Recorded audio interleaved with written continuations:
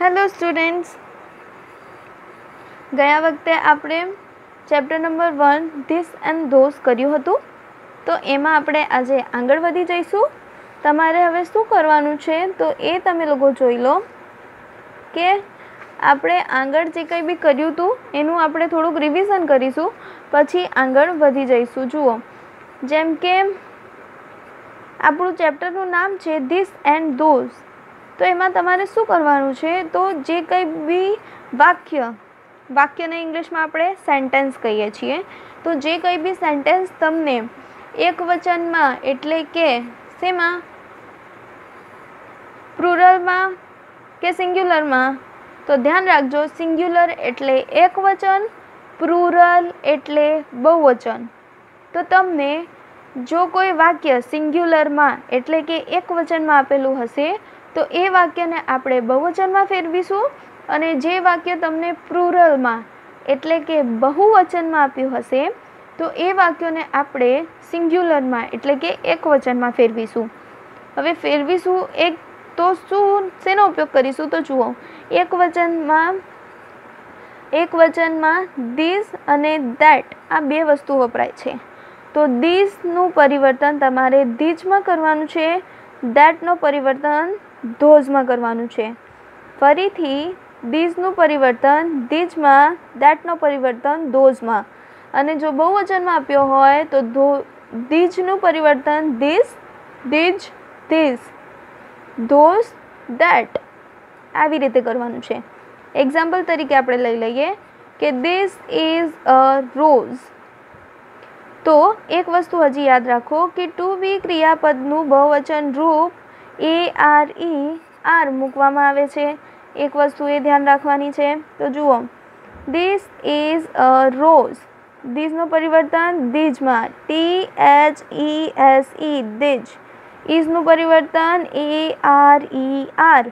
હવે આ વાક્ય કેવો છે તો આ વાક્ય તમને દેખાય છે કે એક વચનમાં છે. તો આ એક વચનવાળા વાક્યને આપણે જ્યારે બહુવચનમાં ફેરવીશું તો અહીંયા જે આર્ટિકલ એ મૂક્યું છે ને એ આપણે નહીં લખવાનું, તો આપણે નહીં લખીશું. તો થશે ARER રોઝ. પાછળ શું મૂકવાનું, એસ કાં તો ES મૂકવું પડશે. તો અહીંયા ફક્ત E છે તો લખી દઈશું roses, ROSES, roses. That is a teacher. તો શું થશે, ધોઝ આર ટીચર્સ. ધેટનું પરિવર્તન ધોઝમાં, ઇઝની જગ્યાએ ARER મૂક્યું, એ કાઢી નાખવાનું, ટીચર છે પાછળ એસ મૂકી દો તો થઈ જશે ટીચર્સ. કે પહેલા શિક્ષક છે તો પહેલા શિક્ષકો છે, શિક્ષક, શિક્ષકો. ફક્ત એસ મૂકવાથી કેટલું ફેર પડે છે જોઈ લો. હવે આપણે આગળ વધી જઈએ કે પ્રશ્નાર્થ વાક્ય અને યસ અને નોમાં જવાબ આપવું. આ હું તમને થોડી વાર રહીને આ જ વિડીયોમાં બતાવીશ. આગળ વધી જઈએ. જુઓ, કેટલાક શબ્દોની બહુવચનમાં ફેરવવા માટે આપણે એસ પ્રત્યય લગાડીશું. એ મેં તમને આગળના વિડીયોમાં કહી દીધું હતું, ફરીથી રિપીટ કરીએ. અ કાઇટ તો કાઇટ્સ, એન ઓરેન્જ તો ઓરેન્જીસ, અ કપ તો કપ્સ. પછી જુઓ, જે શબ્દોના અંતે એસ, SSS, CH, X કે O આવેલો હોય તો તે શબ્દોને બહુવચનમાં ફેરવવા માટે ES પ્રત્યય મૂકવામાં આવે છે. તો મૂકી દઈએ. જુઓ, S છે, SH છે, X છે, SS, CH અને O. તો આવા જ્યારે શબ્દો હશે જેમની પાછળ આમાંથી કોઈ પણ એક વસ્તુ તમને મળી તો એમાં પાછળ ES મૂકાશે. આગળ વધીએ. જુઓ, હવે શું છે કે જે શબ્દોના અંતે F કે EF આવે તે શબ્દોનું બહુવચન કરવા માટે F કે EFની જગ્યાએ YES મૂકવામાં આવે છે. અ નાઇફ તો નાઇફ્સ, અ લાઈફ તો લીવ્સ. જુઓ, પછી જો Y હોય તો Y કાઢી નાખવાનું, Yની જગ્યાએ શું મૂકવાનું, IES. અ સ્ટોરી તો stories, a baby, babies, a city, cities. હવે શું, જુઓ, જો વાયની તરત જ આગળ સ્વર આવેલું હોય, સ્વર એટલે કયા, AEIOU. જો સ્વર આવેલું હોય તો શું મૂકવાનું છે, એસ મૂકવાનું છે. જેમ કે વાયની આગળ શું છે? ઓ એટલે સ્વર, તો બોયઝ. કી તો કીઝ, મંકી તો મંકીઝ. હવે કેટલાક એવા શબ્દો છે જેમની સ્પેલિંગમાં પરિવર્તન આવે છે, જેમ કે અ મેન તો મેન. જુઓ એ છે તો ઈ થઈ ગયું, અને આર્ટિકલ તો આપણે હટાવી જ નાખવાનું છે બહુવચનમાં કરીએ એટલે. અ વુમેન તો વુમેન, અ ટૂથ તો ટીથ, અ ફૂડ તો ફીટ, અ માઉસ તો મિક, અ ચાઇલ્ડ તો ચિલ્ડ્રન. એવી રીતે હવે આપણે આવી જઈએ આજનું આપણું મેઇન કામ શું છે. જુઓ ઉદાહરણ પ્રમાણે ચિત્ર જુઓ, વાક્યોને એકવચન અથવા બહુવચનમાં લખો. એકવચન એટલે સિંગ્યુલર, બહુવચન એટલે પ્લુરલ. જુઓ આ શું છે? જુઓ ધેટ ઇઝ એન ઇન્જન. આ ઇન્જન છે. આ એક કરતાં વધારે ઇન્જન થઈ ગયા. તો સૌથી પહેલાં ધેટનો પરિવર્તન ધોઝમાં, ઇઝનો પરિવર્તન આરમાં, આર્ટિકલ એન કાઢી નાખવાનું. ઇન્જિન પાછળ શું છે? ઈ છે એટલે શું મૂક્યું? એસ. તો ધોઝ આર ઇન્જન્સ. એવી રીતે બનશે. આગળ જુઓ that is a balloon. That છે, ધેટનો પરિવર્તન ધ્યાન રાખવાનું ધોઝમાં થશે, THOSE ધોઝ. ઇઝનો પરિવર્તન થશે ARER. એ નથી લખવાનું. બલૂન છે, પાછળ એન છે એટલે સીધું જ આપણે એસ મૂકી દઈશું. BALLOONS balloons. Those are balloons. ધીઝનું બહુવચન રૂપ થાય છે ધીજ, THESE ધીજ. ઇઝની જગ્યાએ હંમેશા ધ્યાન રાખો આર મૂકવાનું, એ નથી લખવાનું. કેમ? આપણે બહુવચનમાં કરીએ છીએ, બહુવચનમાં આર્ટિકલ એ અથવા એન નથી મુકાતું. ડિશ છે, પાછળ શું છે? SH છે, તો શું થઈ જશે? ડિશીઝ, DISHES ડિશીઝ થશે. આગળ જુઓ અહીંયા ખાલી જગ્યા આપેલી છે અને અહીંયા લખ્યું છે ધોઝ આર ગ્લાસીસ. હવે એક સિમ્પલ વસ્તુ જુઓ, ધોઝ છે, અહીંયા આપણે કઈ વસ્તુનો એકવચનમાંથી બહુવચન કરવા માટે ધોઝ વાપર્યું હતું. તો અહીંયા તમે જોઈ શકો છો, અહીંયા ધોઝ લખ્યું છે. મેં કેમ લખ્યું છે? કારણ કે અહીંયા ધેટ હતું, અહીંયા ધોઝ છે, અહીંયા ધેટ હતું, અહીંયા ધોઝ છે, તો અહીંયા શું લખીશ મેં? That, THAT that. પછી ARER. આરનો પરિવર્તન આપણે બે જગ્યાએ કર્યું અને બંને જગ્યાએ શેમાં પરિવર્તન? કોની જગ્યાએ આપણે આર મૂક્યું? તો ઇઝની જગ્યાએ મૂક્યું હતું ને, તો અહીંયા શું લખવું પડશે? ઇઝ. પછી જુઓ ગ્લાસીસ છે, તો ડબલ એસ છે પાછળ એટલે ES મૂકેલું છે, તો આપણે ES કાઢી નાખવાનું. અહીંયા શું લખવાનું? Glass, GLASS glass. હવે આગળ શું છે? જી છે માટે આર્ટિકલ એ મૂકાશે. તો શું થઈ ગયું? That is a glass. હવે આગળ વધી જઈએ.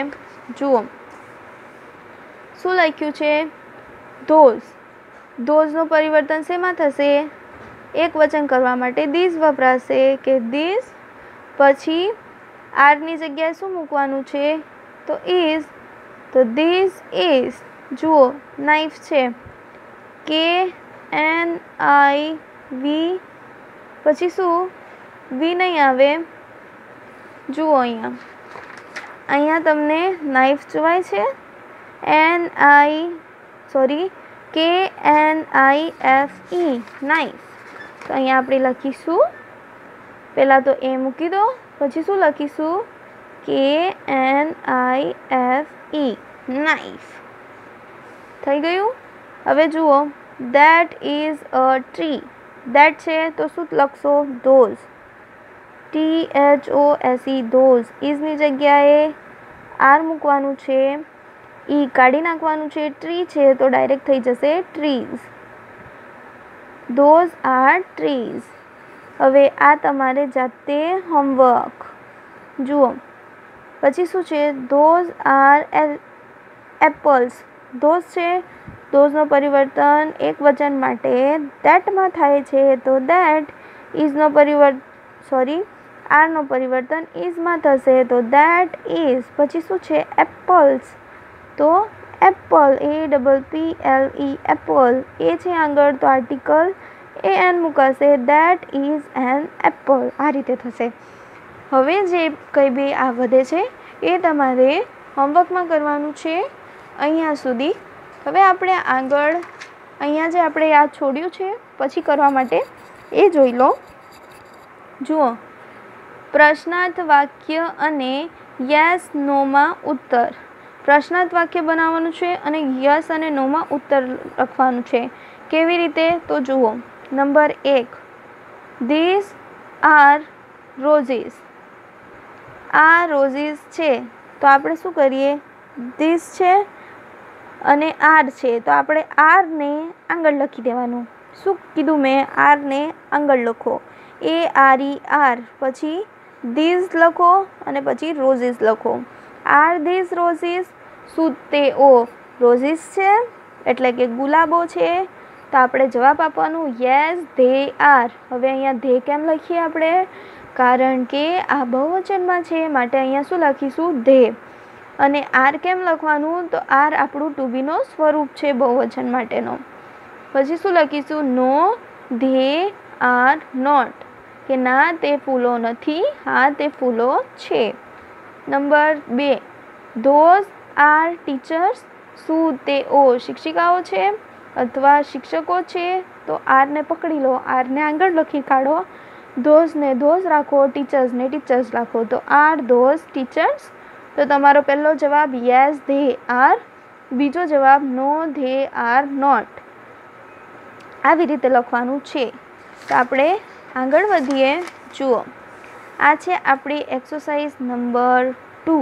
શું છે ચેક કરીએ. જુઓ, નંબર 2, વાક્યોને પ્રશ્નાર્થ વાક્યમાં ફેરવી યસ અને નોમાં ઉત્તર લખવાનું છે. તો આપણે લખીશું. જુઓ, એક્ઝામ્પલ, ધીસ આર પેન્સ. આ પેનો છે. તો સૌથી પહેલાં આરને આગળ લખો, ધીઝને એવું ને એવું જ, પેન્સને એવું ને એવું જ. પ્રશ્નાર્થ ચિહ્ન ફરજિયાત લગાવવાનું છે. પ્રશ્નાર્થ ચિહ્ન લગાવવાનું ભૂલતા નહીં. Yes they are, no they are not.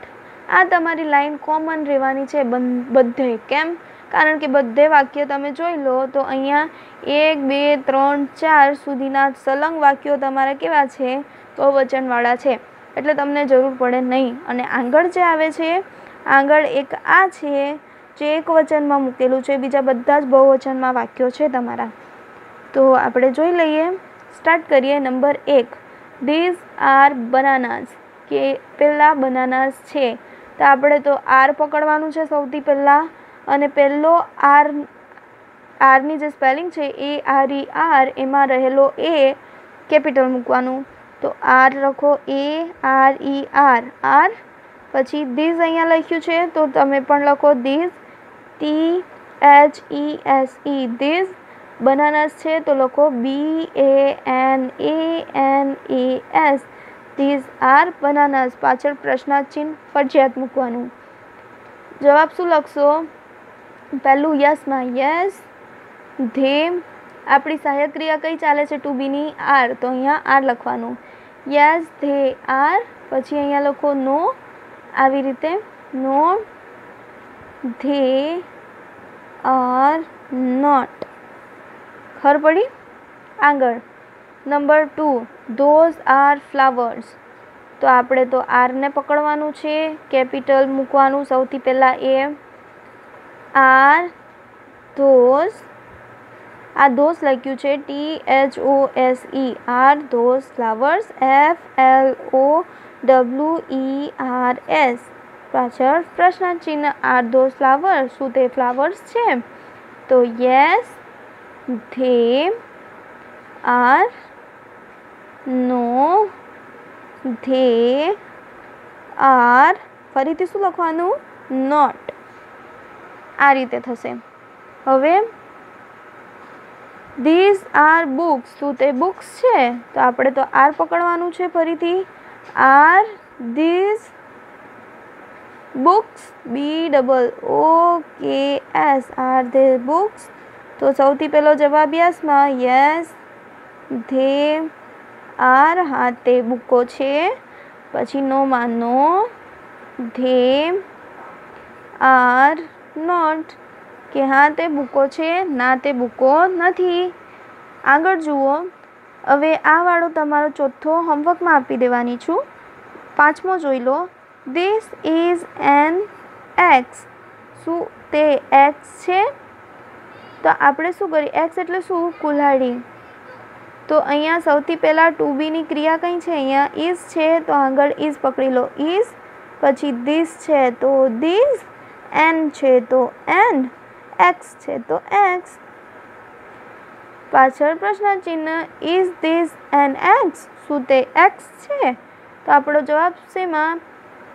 યસમાં. તો યસ. હવે અહીંયા ધ્યાન આપો, એક વચનમાં વાક્ય છે તો શું લખવાનું? યસ. હવે એક્સ શું છે?